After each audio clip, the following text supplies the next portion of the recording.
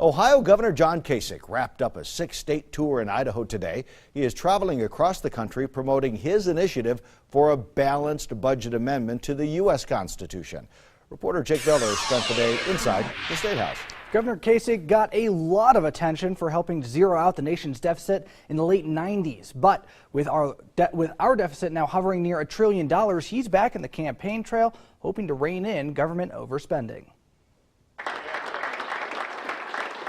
Ohio Governor John Kasich found a warm reception in the Idaho Statehouse today as he discussed his balanced budget amendment. This could breathe some real excitement into our country.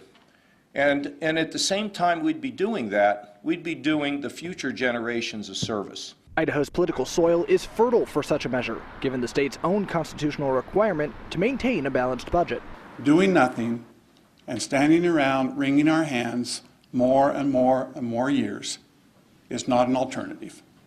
We need to do something, and Idaho, I think, is ready to consider that now. Governor Kasich traveled this week to the Dakotas, Wyoming, Montana, and Utah, sharing his proposal. I'm hoping that here in this great state, and I've been here a number of times, that this great state will take the action to be part of a process to create a bottom line, to strengthen America, to make sure that the future of our country financially and economically will be strong.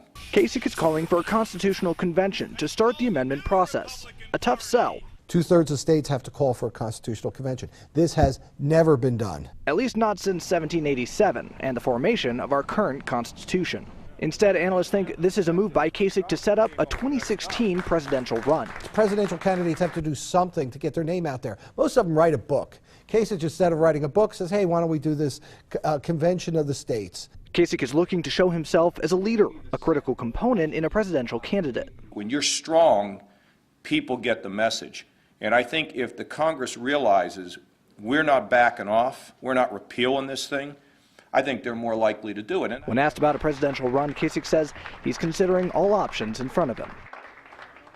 As a very popular governor in Ohio, Kasich is a name to remember. For the last 40 years, the presidential candidate that wins Ohio wins the election.